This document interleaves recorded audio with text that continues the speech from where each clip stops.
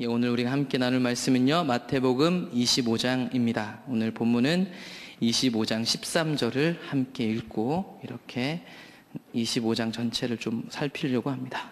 예. 마태복음 25장입니다. 제가 13절 이렇게 봉독하겠습니다.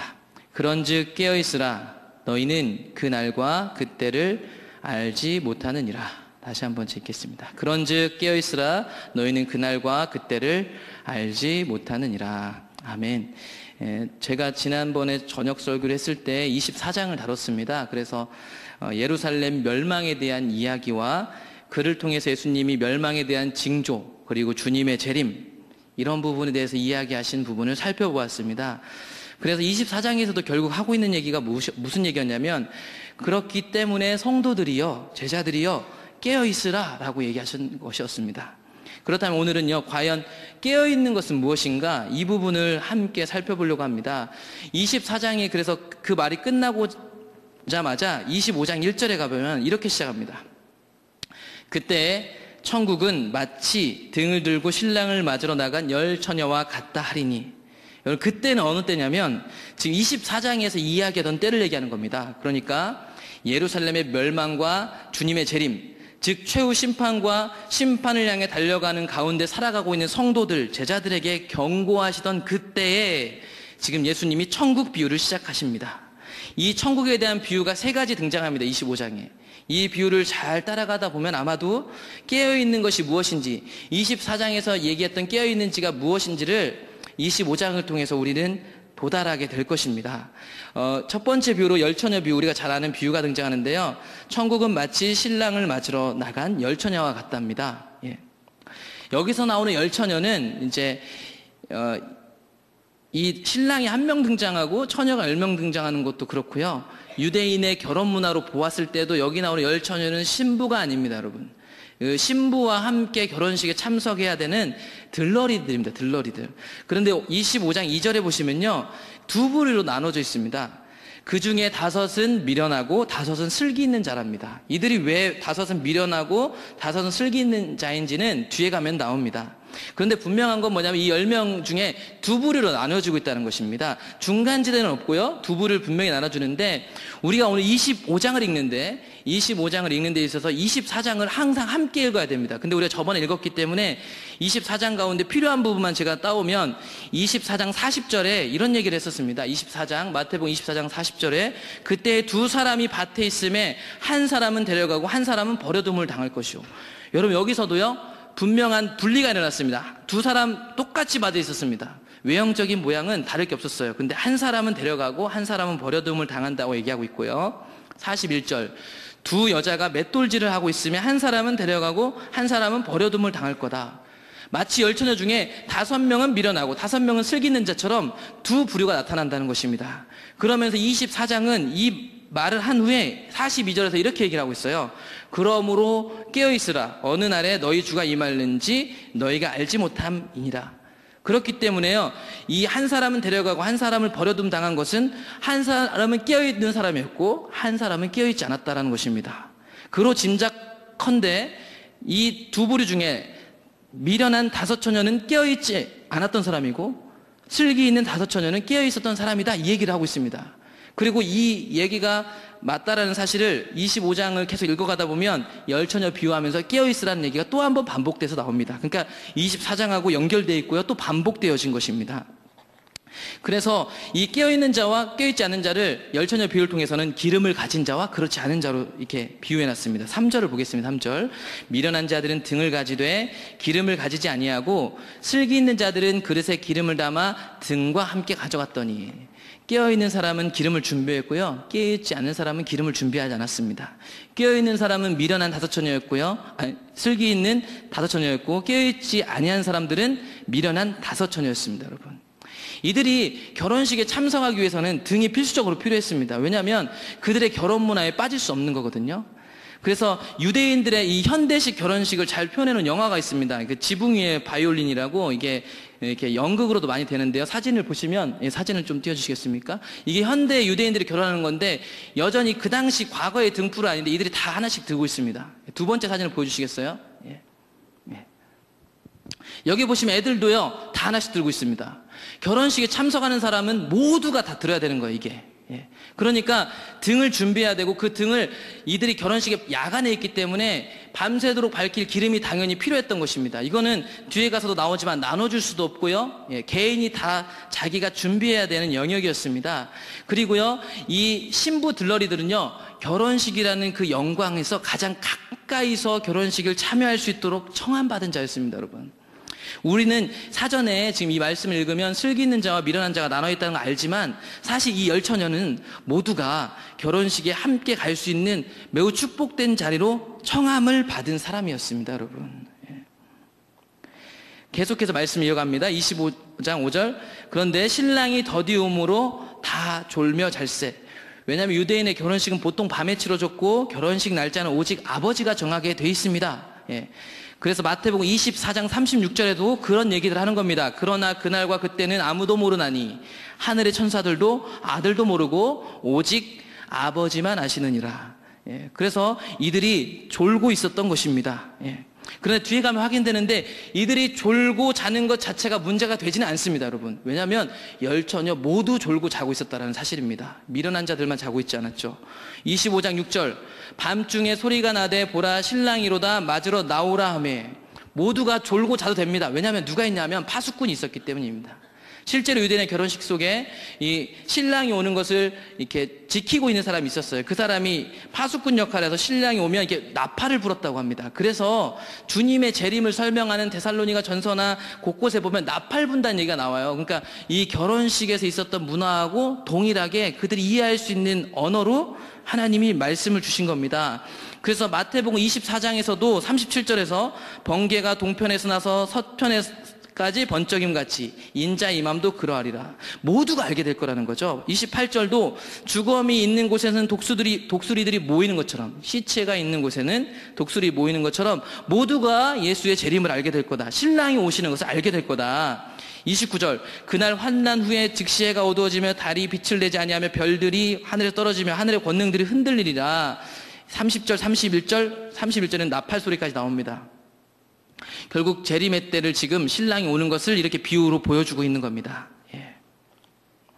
25장 7절. 그 소리에 모두 깨서 이에 그 처녀들이 다 일어나 등을 준비했습니다. 8절. 미련한 자들이 슬기 있는 자들에게 이르되 우리 등불이 꺼져가니 너희 기름을 좀 나눠달라 하거늘. 예. 슬기 있는 자들이 대답하여 이르되 우리가 너희가 쓰기에 다 부족할까 하노니 차라리 파는 자들에게 가서 너희 쓸 것을 사라 했습니다. 이것은 슬기 있는 자들이 완악한 게 아니고요. 아까 보셨듯이 이거는 개인이 준비해야 되는 거예요. 25장 10절. 그들이 사러 간 사이에 신랑이 오므로 준비하였던 자들은 함께 혼인잔치에 들어가고 문은 닫혔습니다.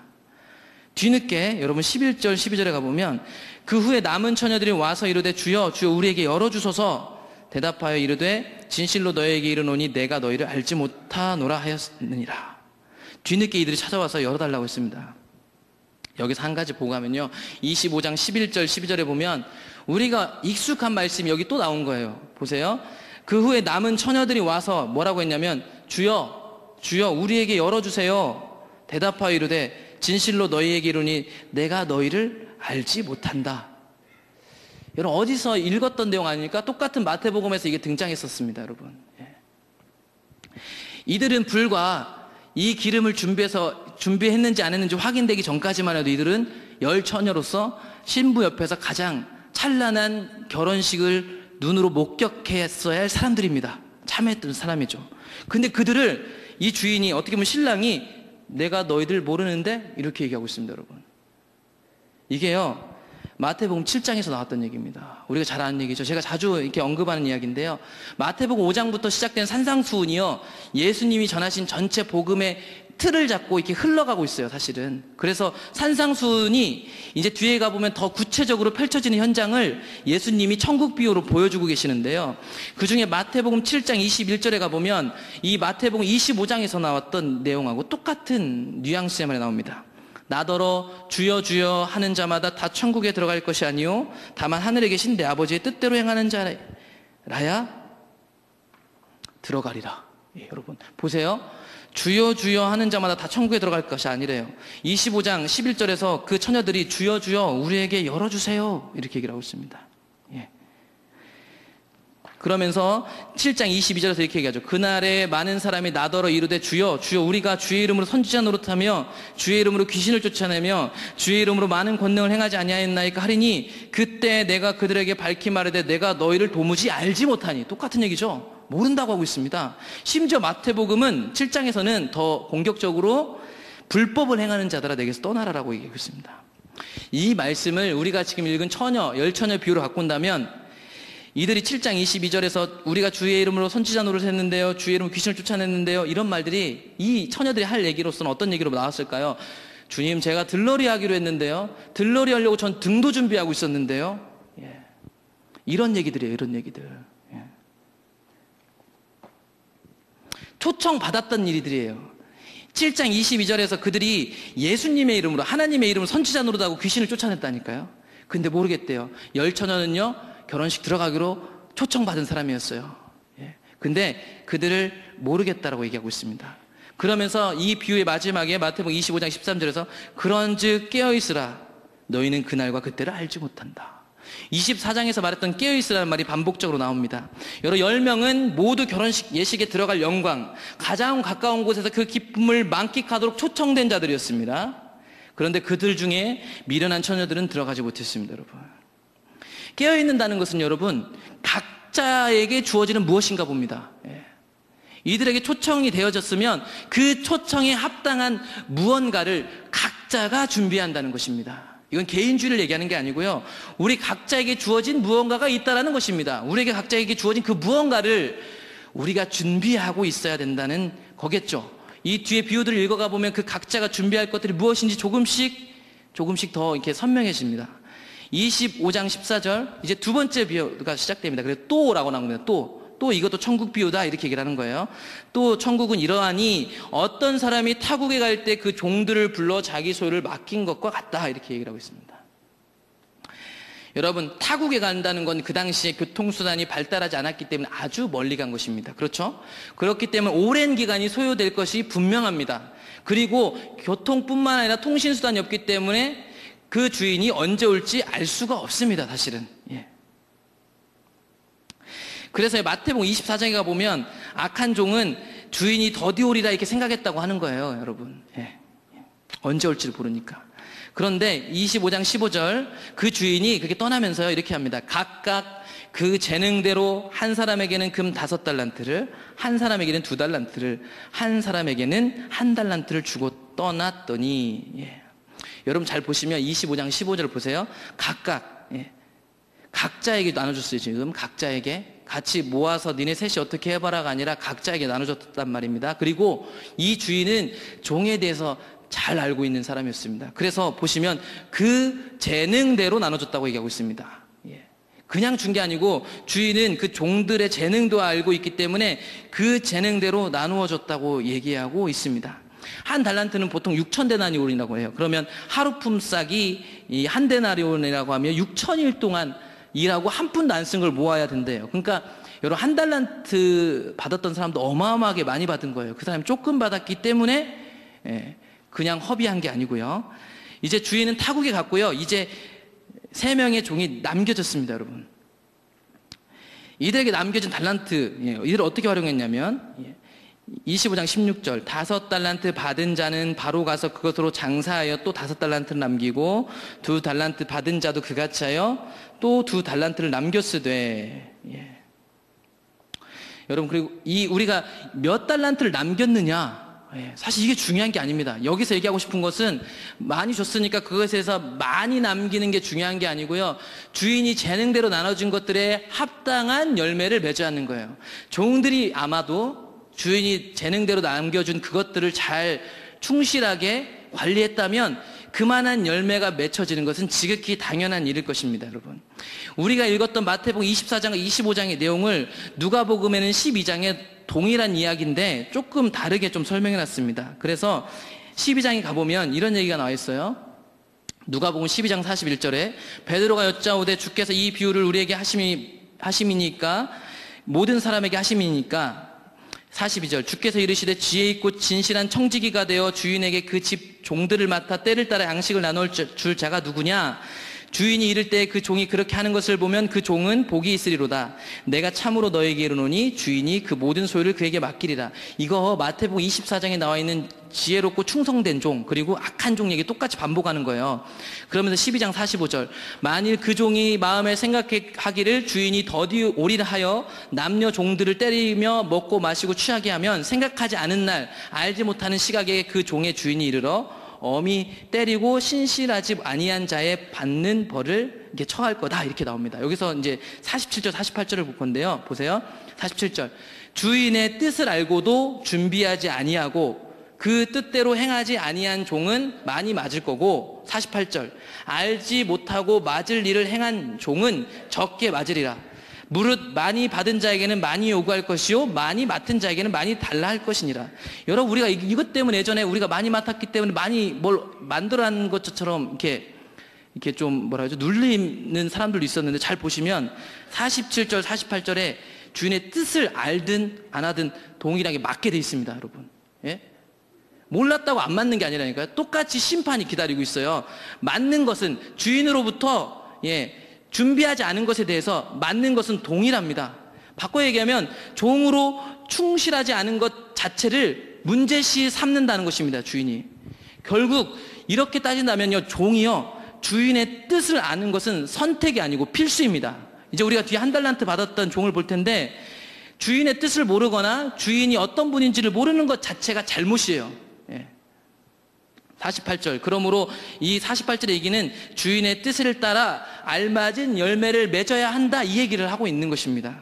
그런데 마태복음 25장 18절에 보면 한 달란트 받았던 자는 가서 땅을 파고 그 주인의 돈을 감추어 뒀습니다.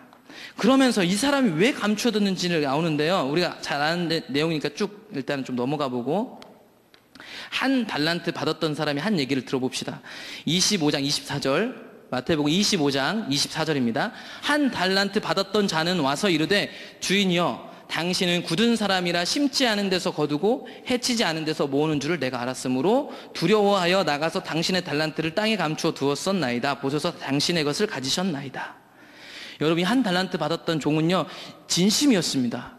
주인은요 다른 번역본으로 보면 주인님 저는 주인님이 심지 않은 데서 거두고 씨 뿌리지 않은 데서 거두는 완고한 분이기 때문에 저는 이 원금이라도 잊어버리면 더 슬퍼하실 주인을 알기 때문에 이걸 잘 숨겨둔 거예요. 이렇게 얘기를 하고 있어요. 여러분 그랬더니 25장 26절 그 주인이 대답하되 악하고 게으른 종아 내가 만약에 그런 사람인 줄 알았으면 은행에라도 맡겼어야지 이렇게 얘기를 하고 있어요. 그러니까 이 한 달란트 받았던 종이 얘기하는 것 자체도 사실은 말이 안 맞아요. 말이 안 맞아. 그런데 이 한 달란트 받았던 종이 이렇게 깨어있지 않은 삶, 자신의 삶을 허비했던 것은 뭐냐면 주인에 대한 전혀 잘못된 생각을 갖고 있었다는 겁니다. 바꿔 얘기하면 주인이 어떤 분인지 몰랐죠. 그렇기 때문에 주인이 어떤 뜻을 갖고 주인이 원하는 것을 전혀 몰랐다는 거예요. 아까 제가 누가복음에서 얘기했잖아요. 주인의 뜻을 아는 건 종에게 필수적인 거라고, 선택이 아니라고. 이 사람이 몰랐기 때문에 심판을 면할 수 있는 게 아니라니까요. 주인이 각각 재능에 따라 맡겨줬기 때문에 주인이 누구인지를 아는 게 주인과 종의 이렇게 관계에 가장 합당하고 알맞은 것이란 겁니다. 근데 이 사람이 몰랐어요, 여러분. 반면에 이제 다시 앞쪽으로 가서 5달란트, 2달란트 받았던 종들에게는 주인님이 어떻게 했냐면 주인이 돌아와 결산할세 5달란트 받았던, 마태복음 25장 20절입니다. 5달란트 받았던 자는 5달란트를 더 가지고 와서 이르되 주인이여 내게 5달란트를 주셨는데 보소서 내가 또 5달란트를 남겼나이다. 주인이 이르되 잘하였도다 착하고 충성된 종아 네가 적은 일에 충성하였음에 내가 많은 것을 내게 맡기리니 내 주인의 즐거움에 참여할지어다. 그럼 잘 보세요. 뒤에 2달란트 받았던 사람도 보면 똑같은 칭찬합니다. 착하고 충성된 종아 적은 일에 충성했으니까 많은 것을 내게 맡길게. 그러면 보세요. 결과적 측면이나 많은 달란트를 남긴 양적 측면에 대해서 얘기하고 있는 게 아니죠. 예. 그렇게 했다면 5달란트 받았던 사람에게 더 많은 칭찬해야죠. 똑같이 칭찬하면 안 되죠. 이것은 각각 재능에 맞게 주인이 맡겨준 대로 본인의 맡겨진 것에 대해서 충실해야 된다 이 얘기를 하고 있는 겁니다. 근데 더 신기한 거는 이 맡겨진 어마어마한 달란트를 주인이 작은 것으로 여겨주고 있어요. 이 작은 것에도 충성했네. 더 많은 것을 너에게 맡길게. 여러분 이 땅에서 우리에게 맡겨준 삶보다 더 넘치는 것들을 항상 하나님이 준비하고 있습니다. 그 주인은. 이 땅에서 우리가 살아가는 삶 가운데 우리에게 맡겨진 것들은 하나님 나라에 비하면 지극히 작은 것입니다. 그것들에 충성할 것을 요구받고 있습니다. 결국 이로 인해서요, 마태복음 25장 28절에 가보면 한 달란트 받았던 것까지도 빼앗겨서 10달란트 가진 자에게 주라고 얘기하고 있습니다. 그러면서 천국은 어떤 것이냐면 29절 30절 무릇 있는 자는 받아 풍족하게 되고 없는 자는 그 있는 것까지 빼앗기리라. 이 무익한 종을 바깥 어두운 데로 내쫓으라. 거기서 슬피 울며 이를 갈리라 하니라. 여러분, 이제 두 가지 비유를 왔습니다. 이제 좀 정리를 좀 해야 되는데요. 우리가 아까 열처녀 비유를 통해서 우리 각자에게 맡겨진 무엇가 있다고 했습니다. 그런데 이 달란트를 배우니까 각자에게 주인이 재능대로 달란트를 맡겨주셨네요. 그렇죠? 그러면 여러분, 저와 여러분들에게 우리의 주인 되신 하나님께서 우리에게 맡겨주신 건 무엇입니까, 여러분? 우리에게 맡겨준 게 뭐죠? 우리에게 맡겨준 게 뭘까요? 여러분, 우리에게 맡겨준 것 자체가 우리의 삶 자체입니다, 여러분. 우리에게 맡겨준 게 뭡니까? 우리의 생명도 하나님 거라면서요. 우리에게 맡겨준 건 뭐냐면 우리의 전부가요, 하나님께서 우리에게 맡겨준 거예요. 우리가 그분을 주인으로 믿고 있다면, 여러분, 그분이 우리의 주인이시라면요, 우리의 삶 전체가, 성도들의 삶 전체가, 인생이 우리에게 맡겨주신 거라는 겁니다, 여러분. 그 말이에요. 그렇기 때문에 여러분, 우리의 인생 가운데 우리가 주인이 아니고요, 우리의 주인이 어떤 분이고 주인이 내 인생을 통해서 받고자 하고 얻으려고 하는 열매가 무엇인지를 모르면 그게 잘못된 것입니다. 그게 깨어있지 않은 사람입니다, 여러분. 주인에 대해서 잘못 알고 있으면, 여러분, 주인의 뜻을 알지 못하면 전혀 다른 방향으로 자신의 삶을 허비하게 될 것입니다, 여러분. 여기서 이 경고를 하고 있잖아요, 예수님이. 이 경고는 불신자들에게 하고 있는 게 아니에요, 여러분. 우리 가운데 하고 있는 거예요. 열처녀는 결혼식에 들어가기로 돼 있었던 사람이에요. 우리의 삶을 깨어있으라고 얘기할 때 우리의 삶을 돌아보라라고 분명히 얘기하고 있어요. 그러면 여러분, 여기서 우리에게 남겨진 게 뭐냐면, 그러면 우리의 주인은 어떤 생각을 갖고 있느냐, 이겁니다. 우리의 주인의 뜻, 우리의 주인의 원하심, 우리의 삶을, 우리에게 맡겨진 것을 어디다 써야 되느냐, 이 부분이 마지막 세 번째 비유에서 등장하는 것입니다. 마태복음 25장 31절, 우리가 잘 알고 있는 양과 염소 비유가 나옵니다. 여기서 주인의 뜻이 나오죠. 인자가 자기 영광으로 모든 천사와 함께 올 때에 자기 영광의 보좌에 앉으리니. 이건 다니엘 7장 13절 14절에 나오는 인자, 다니엘 환상에 등장하는 인자, 구약의 약속으로 오신 예수에 대해서 얘기하고 있는 것입니다. 그러면서 32절, 마태복음 25장 32절, 모든 민족을 그 앞에 모으고 각각 구분하기를 목자가 양과 염소를 구분하는 것 같이 하여. 여러분, 이 세 가지 비유에서 공통적으로 계속 구분하는 게 등장합니다. 그렇죠? 그리고 모든 민족을 모은답니다. 아무도 예외가 없습니다. 그리고 분명한 구분이 있습니다. 양과 염소를 구분하는 것 같이, 양이기도 하고 염소이기도 한 그 중간에는 없습니다. 양과 염소, 극명한 두 부류가 존재할 뿐입니다. 그러면서 33절, 양은 그 오른편에, 염소는 왼편에 있습니다. 34절, 그때 임금이 그 오른편에 있는 자들에게 이르되 내 아버지께 복받을 자들이여 나와 창세로부터 너희를 위하여 예비된 나라를 받으라.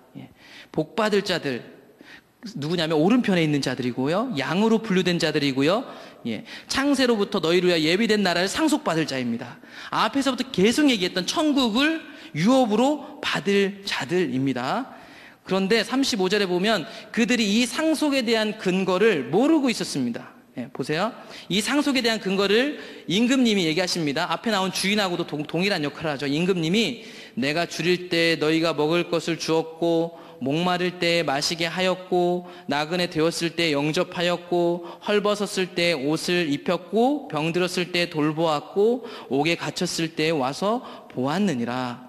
그랬더니 37절, 의인들로, 이 상속자들을 의인들로 부르네요. 이에 의인들이 대답하여 이르되 주여, 우리가 어느 때에 주께서 줄이신 것을 보고 음식을 대접하였으며 목마르신 것을 보고 마시게 하였나이까. 38절, 어느 때에 나그네 되신 것을 보고 영접하였으며 헐벗으신 것을 보고 옷 입혔나이까.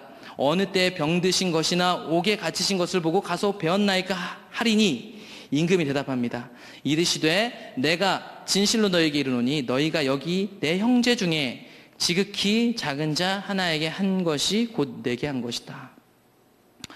여러분 지금 보세요. 동일시가 일어나고 있는데 나그네, 병든 사람, 목마르고 가난한 사람이 지금 이 얘기를 하고 있는 임금이었다, 나였다 이렇게 얘기를 합니다. 임금은 정확하게 지극히 작은 자 한 명에게 한 것을 본인에게 했다라고 선언하고 계십니다. 앞에 나온 주인, 임금 다 동일한 인물로 볼 수 있습니다.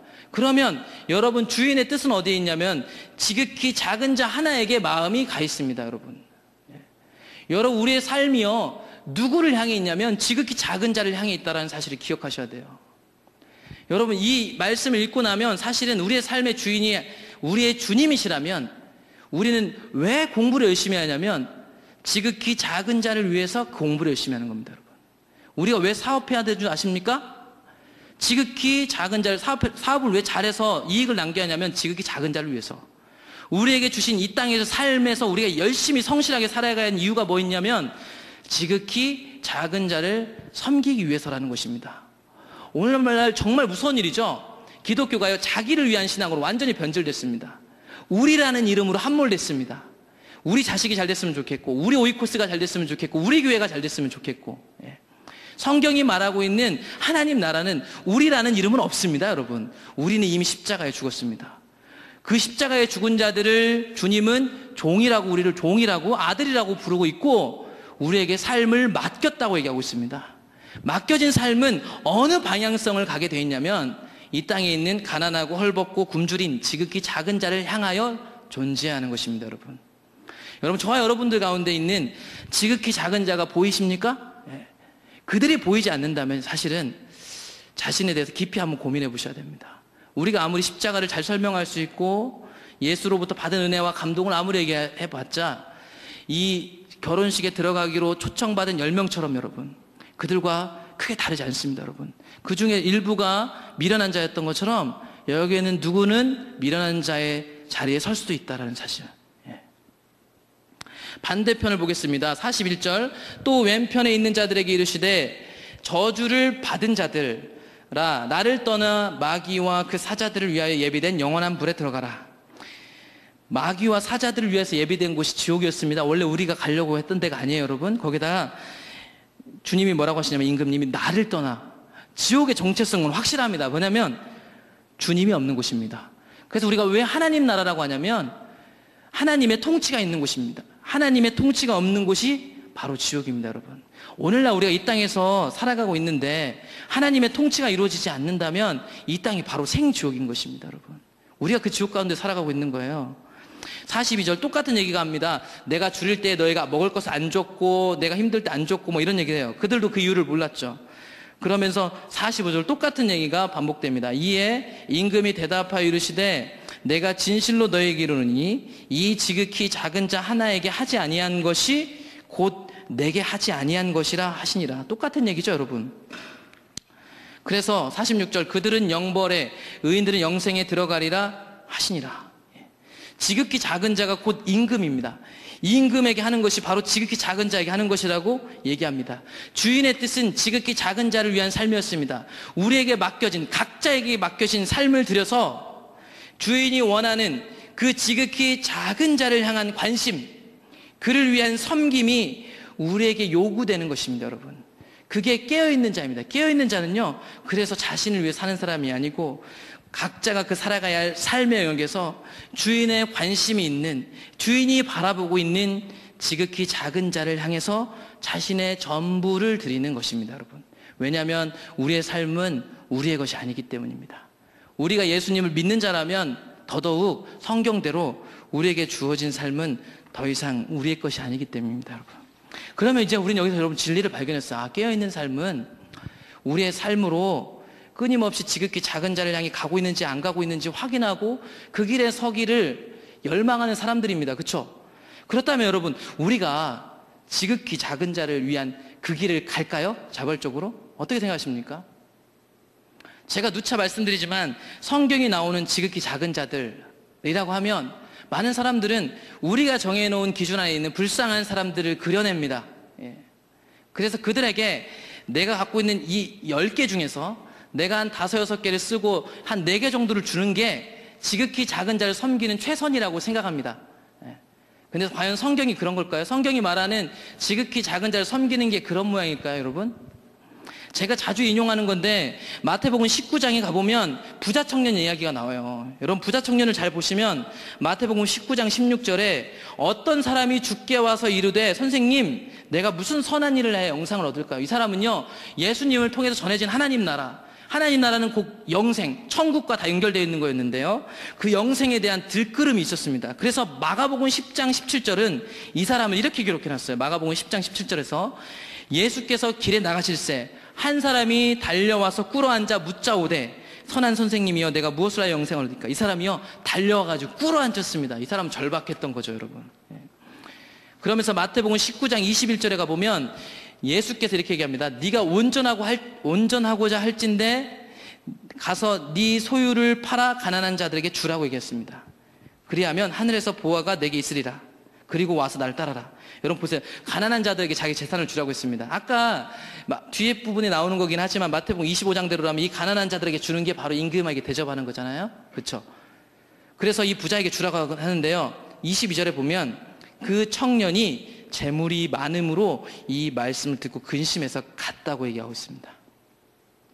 이 얘기를 하기 이전에 마태복음 19장 21절 앞절을 보면 이 청년이 얘기해요. 제가 십계명 다 지켰는데요. 이렇게 얘기를 합니다. 그 말은 이 사람은 진짜 십계명을 다 지킨 사람이에요, 여러분. 그러니까 예수님이 아니 아직 부족한 게 하나 있는데 네 재물을 다 팔아서 가난한 자들에게 줘라. 예수님은 그들 속에 있는 걸 알고 계시거든요.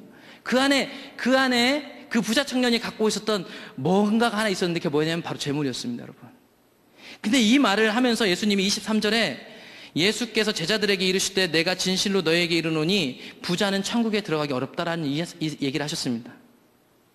낙타가 바늘귀로 들어가는 것이 더 쉬울 거다. 그런데 이 말을 듣고 25절에 보면 황당한 이야기를 제자들이 하죠. 제자들이 듣고 몹시 놀라 이르되 몹시 놀랐답니다. 그렇다면 누가 구원 얻을 수 있을까요? 전 이 말이 되게 신기했어요. 왜냐하면 제자들은 자신의 전부를 팔고 지금 예수를 따르고 있어요.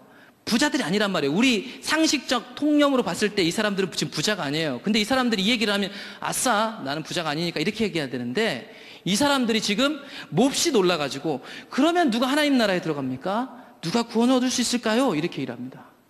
그랬더니 예수님도 그거에 맞장구를 쳐줘요. 그러니까 이 말들이 맞는 거예요. 지금 26절 예수께서 그들을 보시며 이르시되 사람으로는 할 수 없으나 하나님으로서는 다 하실 수 있느니라. 이 말대로라면 여러분 이 말이 모든 인류에게 해당된다는 거예요. 그렇죠? 바꿔 얘기하면 가장 쉽게 얘기하면 모든 인류는 부자가 되길 원하고 모든 인류는 부자다.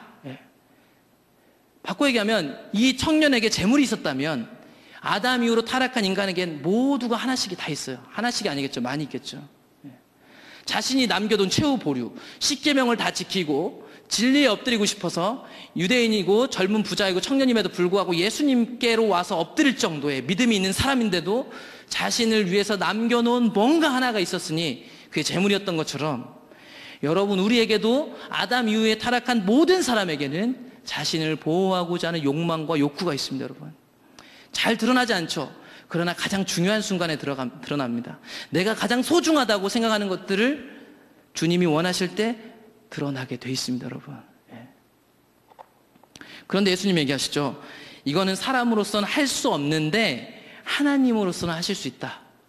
하나님만 하실 수 있는 일이었습니다. 이 일은 그랬기 때문에 예수님이 십자가에 못 박혀 죽으실 수밖에 없었던 거죠. 여러분 그래서 19장 27절 계속해서 베드로가 대답하여 이르되 보소서 우리가 모든 것을 버리고 주를 따라 싸운데 그런즉 우리가 무엇을 얻을까요? 28절 29절 통해서 결국 하나님에 의해 버리는 자는 하나님에 의해서 자신의 이름을 그 예수님의 이름으로 인해서 자신의 집과 형제와 자매와 부모나 자식이나 전토를 벌인 자는 여러 배를 받고 영생을 상속할 거다 이렇게 얘기하고 있는 것입니다.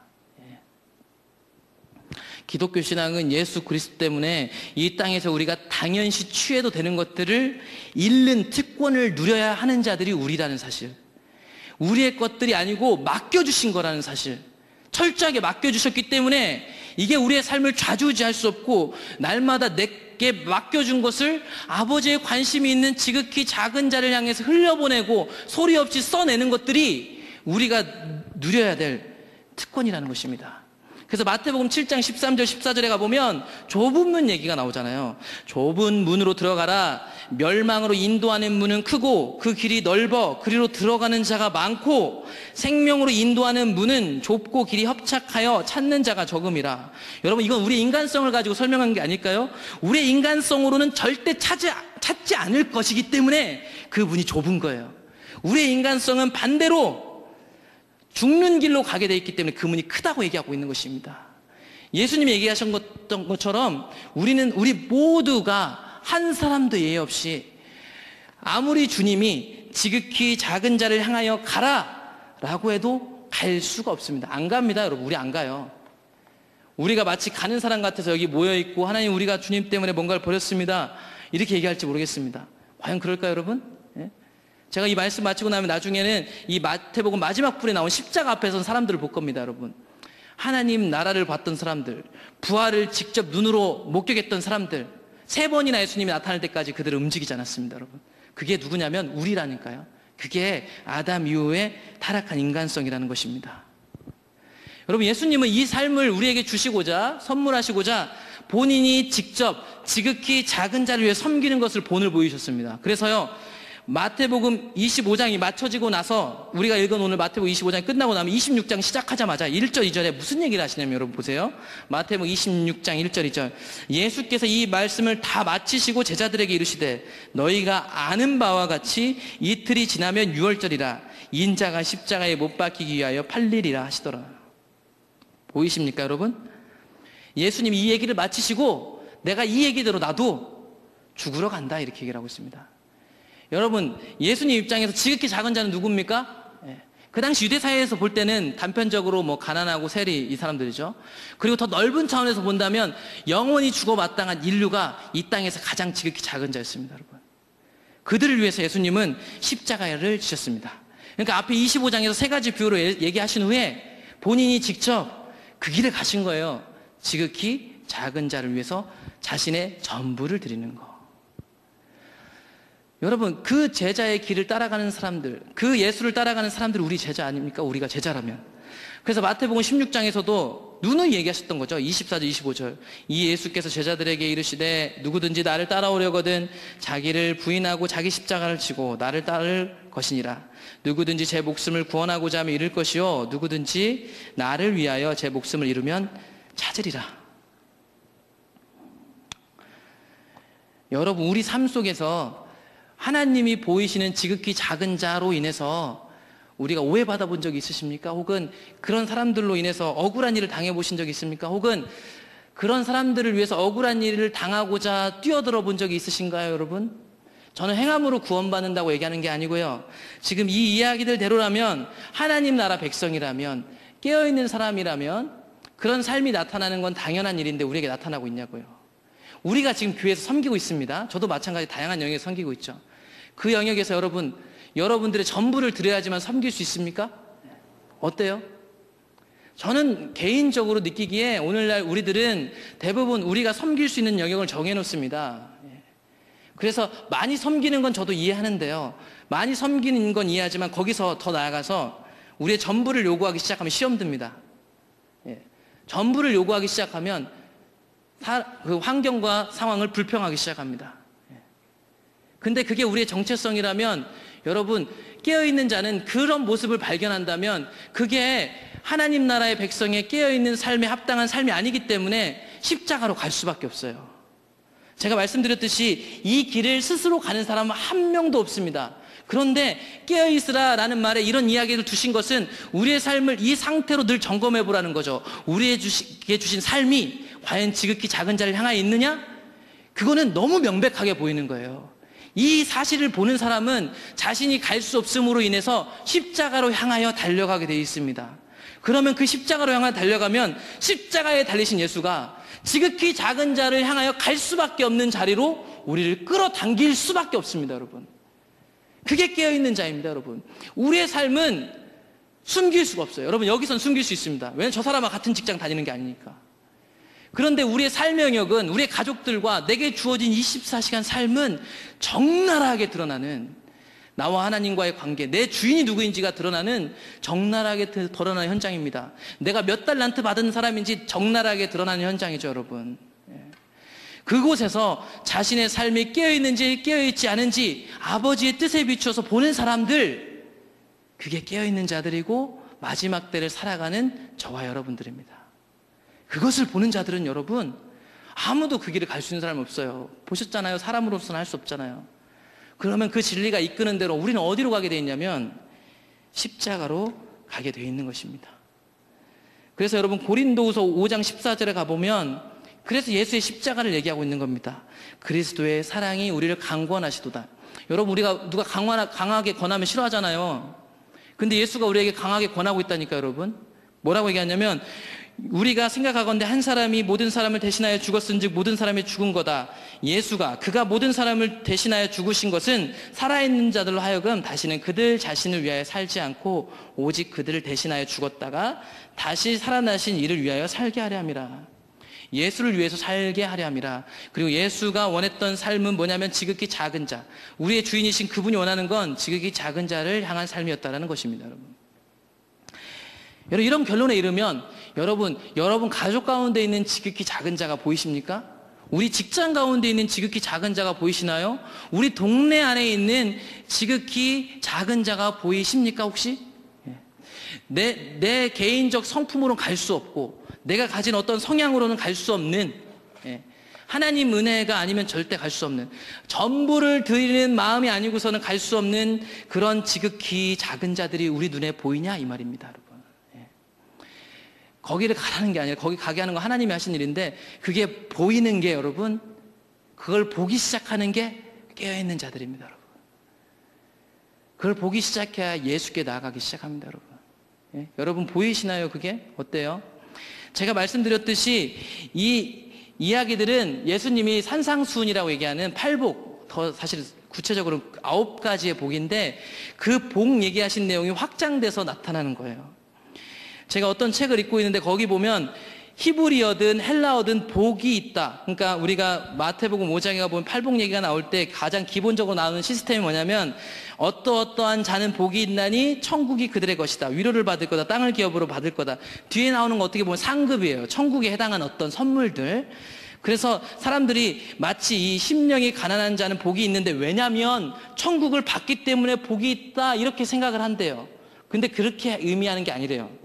히브리어하고 헬라어는 복이 있다라는 뜻을 가진 단어가 2개 있는데, 하나는 뭐냐면 하나님께 개인이나 공동체가 간절히 받고 싶어하는 어떤 복을 간구할 때 쓰는 단어가 있고요. 또 한편에는 이미 행복하거나 이미 행운이 존재하는 상태를 가리키는 복이 있다라는 말이 있대요. 그래서 사실은 이 마태복음 5장에 나와 있는 그 단어는, 복이 있다는 단어는 복을 주세요 이 단어가 아니라 이미 행복이나 행운이 존재하는 상태를 말하는 단어를 썼어요, 여기에. 이미 행복이나 행운이 존재하는 상태. 그래서 여기 나오는 팔복이나 구복을 보면 X 하는 사람은 복이 있나니 그가 Y를 받을 것이기 때문이다 라는 의미가 아니에요. 이 사람이 복이 있는 이유는 뭘 받을 거기 때문이 아니고요. 어떻게 설명하면 좀 말이 어려운데, X를 갖고 있거나 받을 이 사람의 진솔한 영성과 기쁨을 보아라, 이런 뜻으로 설교한 거래요, 예수님이. 그러니까 심령이 가난한 자 자체가 이미 복이 있는 거예요. 이거를 이 사람이 베일리라는 사람이 이렇게 표현하는데 잘 들으십시오. 존스라는 외국 사람인데, 존스 씨의 행복한 딸은 복이 있는데 이는 그 딸이 존스 씨 농장을 물려받을 것이기 때문이다. 여기 나오는 존스 씨의 딸은 이미 행복해요, 여러분. 이미 행복해요. 이 딸은 농장을 사들이려고 일하지 않아요, 여러분. 근데 또 한편으로 이 딸이 누리는 행복하고 안전한 삶의 핵심 요소는요, 이 딸과 주위 사람들 모두가 언젠가는 이 농장이 그녀의 소유가 되리라는 것을 안다는 것으로부터 흘러나온대요. 그러므로 이 말이 하고 싶은 말은 이미 존재한 행복의 상태, 존스 씨의 딸은 이미 행복한 상태를 강조하고, 또 하나는 그가 물려받을 농장, 그것이 그 딸로부터 더 행복한 삶을 살게 해주는 미래에 대한 이야기를 강조한다. 말이 좀 어렵습니다. 이거 좀 쉽게 설명한 부분이 뒤쪽에 나와서 제가 이렇게 썼는데요. 결국 이 번역이 얘기하고 있는 바는 심령이 가난한 자로 제가 설명해 본다면, 심령이 가난한 자는 행복하나니 천국이 있기 때문이다. 앞서 이렇게 얘기한 것처럼 천국이 있기 때문이란 말은 심령이 가난해지기 때문에 주어진 보상이 아니고, 오히려 심령이 가난한 자는 이미 그 나라를 소유했다, 이런 의미를 갖고 있는 거예요. 제가 이 말을 왜 드리냐면, 우리가 오늘 마태복음 25장을 들으면 우린 또다시 우리가 만들어낸 지극히 작은 자를 향해 찾아다닐 거예요. 그래가지고 그들을 섬겨서 천국을 내 소유로 받고 싶은 열망으로 또다시 우리의 공적인 어떠한 걸로, 우리의 행함으로 구원받으려는 또 다른 변질된 모양으로 전락합니다. 그런데 보시는 것 같이 여러분, 우리가 하나님 나라 백성이라면, 이미 심령이 가난한 자라면 복이 있다라고 선포되고 있다라는 사실입니다, 여러분. 그리고 우리가 그 보상을 받으려고 하고 있는 게 아니라, 그 행복한 자는, 심령이 가난한 자는 이미 그 나라를 소유했고 그 나라를 누리는 자이다, 이것을 얘기하고 있는 것입니다, 여러분. 여러분, 지극히 가난한 자를 섬기는 것은 우리의 힘으로 절대 안 됩니다, 여러분. 절대 안 되기 때문에 예수 그리스도께서 우리를 위해서 죽으셨던 것입니다, 여러분. 죽으셨던 거예요. 다만 우리는 말씀을 통해서 우리의 상태를 진단한다고요. 진단. 오늘도 이 말씀이 주시는 건 뭐냐면 우리의 삶을 진단해 주는 거예요. 이거에 비춰보십시오, 여러분. 깨어 있으십니까? 아니, 그렇지 않습니까? 이 성경 말씀이 저를 포함해서 우리 모두에게 던지는 질문은 극명합니다. 여러분, 깨어 있는 것은요, 각자의 삶을 얘기하는 거고요. 그 각자의 삶은 지극히 작은 자를 향해 있답니다, 여러분. 그 지극히 작은 자가 우리에게 의미 있는 것은 주인이 그 지극히 작은 자를 향해 마음을 갖고 있기 때문입니다. 여러분은 지극히 작은 자가 보이고 계신가요, 여러분? 이 질문을 우리에게 던지고 있는 거예요. 보이지 않고 있다면 예수께로 나가야 되고요. 보이는데도 갈 수 없다면 예수께로 나아가는 거예요. 우리가 믿는 자라면 우리는 결국 십자가로밖에 갈 수 없는 거죠. 그게 깨어있는 자입니다.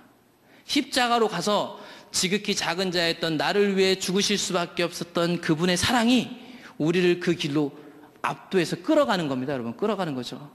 끌려가는 거예요. 그분의 사랑이 우리를 강권해서 그 길을 갈 수밖에 없는 자로 만드는 거죠. 그래서 기도할 수밖에 없는 거예요, 여러분. 기도가 돼서 하는 게 아니고요. 그 길을 가야 할 길이 이 기준에 의해서 보여지는데 어찌 기도하지 않을 수 있습니까? 깨어있는 자는 기도할 수밖에 없어요. 왜냐하면 우리 스스로 갈 수가 없기 때문에. 그랬기 때문에 예수도 그 겟세마네 동산에서 땀이 마치 핏방울이 되듯이 기도할 수밖에 없었던 거예요, 여러분. 하물며 우리라고 예외겠습니까, 여러분? 우린 너무 쉽게 지극히 작은 자를 향해 살고 있다라고 착각하고 있습니다, 여러분. 우리가 아무리 결단하고 은혜를 받아봤자 우린 못 가요. 주님이 가셔야 가는 거예요. 주님이 오셔야 갈 수 있는 거예요. 십자가 은혜가 아니면 지극히 작은 자는 보이지도 않아요. 보일 수가 없고요. 그런데 그 은혜가 보이면 우리가 그 길을 걷게 될 것입니다, 여러분. 그 영역은 성령이 하시는 거예요. 우리는 오늘 말씀을 통해서 다만 이 말씀이 우리에게 던지는 이 질문을 가지고 십자가 앞으로 나아가 그 질문에 답변하셔야 돼요, 여러분. 여러분, 답변하셔야 돼요. 여러분, 우리 눈에 지극히 작은 자가 보여지는지, 우리가 섬기고 있는 영역 속에 여러분 것들을 정말 빼앗아 간다고 해도 그 길을 가시겠습니까, 여러분? 절대로 못 갈 거예요, 우리는. 그런 자신이 보인다면 통곡해야죠, 여러분. 우리 안에 저를 포함해서 모두가 갖고 있는 최후 보루가 있단 말입니다. 어느 날 그게 해결된 것 같으면 어느 순간 우리 안에 또 다른 모양으로 가지고 있죠, 여러분. 우리는 결국 자신이 먹고 사는 문제, 이 땅에서 잘 되고 성공하는 길에 묶여 있습니다, 여러분. 깨어있는 자라면 그런 자신의 모습으로 인해서 지극히 작은 자를 향해 가지 못하는 나로 인해서 애통하는 자입니다, 여러분. 심령이 가난해질 수밖에 없잖아요, 여러분. 기도할 수밖에 없어요. 주님만 필요한 거예요. 다른 것은 필요하지 않죠.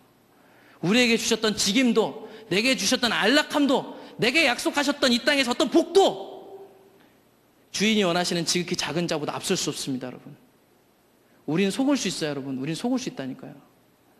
우리의 주변에 있는 지극히 작은 자는 정확하게 우리를 보게 하는 하나님이 주신 은혜의 통로들입니다, 여러분. 우리 눈에 그 길들이 보였으면 좋겠습니다.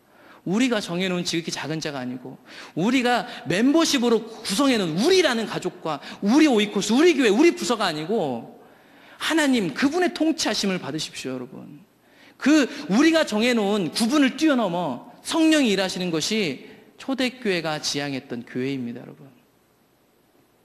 여러분, 우리가 초대교회 하는데요, 참 무서운 게 뭐냐면, 초대교회 이야기를 상상해보면, 초대교회는요, 가정, 그들이 같이 사는 삶의 터전, 교회, 이 모든 게 사실은 같이 일률적으로 한 공동체로 이렇게 공통돼 갔어요, 여러분. 공통돼서. 그들이 잘 보시죠. 필요에 따라 나눴대요, 필요에 따라. 여러분, 필요에 따라 나눴다는 말이 얼마나 무서운 말인 줄 아세요? 우리가 여기에 먹을 게 이제 여기 100명이 있다고 하면 100개가 있어요. 필요에 따라 나눴다는 건 100명한테 하나씩 나눠줬다는 게 아니에요, 여러분. 아시죠? 누구는 굶고요, 누구는 10개 먹어야 돼요. 필요에 따라.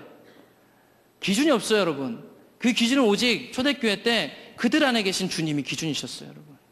그들 안에 계셨던 주님이. 우린 초대교회로 돌아가야 합니다 라고 얘기하는데, 여러분, 초대교회로 돌아가서 우리 안에 전적으로 주님이 주인 되신 삶이 뭔지 상상해 보셨습니까, 여러분? 우리가 이 땅에서 이렇게 살고자 하는 우리의 바운더리를 이렇게 견고하게 쌓고 있는데 과연 초대교회로 돌아갈 수 있을까요? 참 모순은 뭐냐면, 우리의 멤버십과 우리의 성을 쌓아가고 있는데 우리는 초대교회를 얘기해요. 초대교회는 그런 게 아닌데.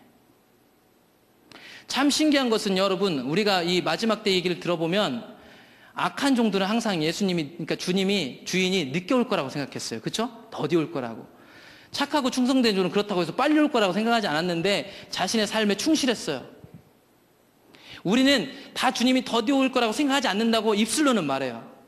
그런데 우리가 더디 오실 거라고 생각하는지 안 하는지는 우리 삶에서 드러나게 되어 있어요. 내가 돈을 어디다 쓰는지, 내가 어떤 부분을 위해서 시험에 드는지, 내 성을 쌓아가고 있는지, 이 땅에다가 그런 부분을 면밀히 살펴보면 여러분, 오늘날 있는 대부분의 예수를 따르겠다고 고백하는 제자들 성도들은, 대부분의 우리들은 사실 주님이 더디 오실 거라고 생각하는 사람이 태반이에요, 태반.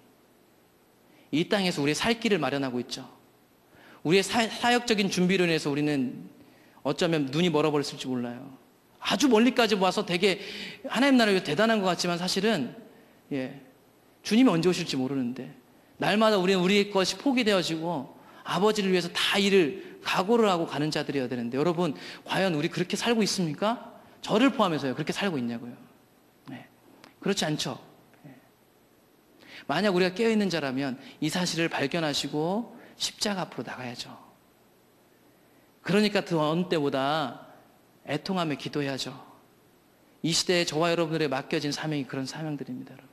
이 마지막 때를 살아가는 여러분들 깨어서 주님을 찾으시기를, 깨어있는 삶으로 여러분 주님 오실 길을 준비하시기를 축복합니다. 우리 찬양하겠습니다.